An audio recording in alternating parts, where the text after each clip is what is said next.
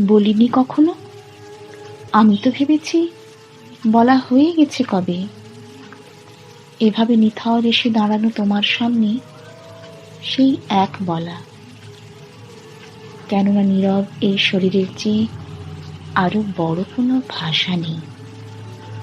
কেননা শরীর তার দেহহীন উত্থানে জেগে যতদূর মুছে নিতে জানে দীর্ঘ চরাচর, তার চেয়ে আর কোনো দীর্ঘতর যবনিকা নেই। কেননা পড়ন্ত ফুল, চিতার রূপালী ছাই, ধাবমান শেষ ট্রাম সকলেই চেয়েছে আশ্রয়, সে কথা বলিনি?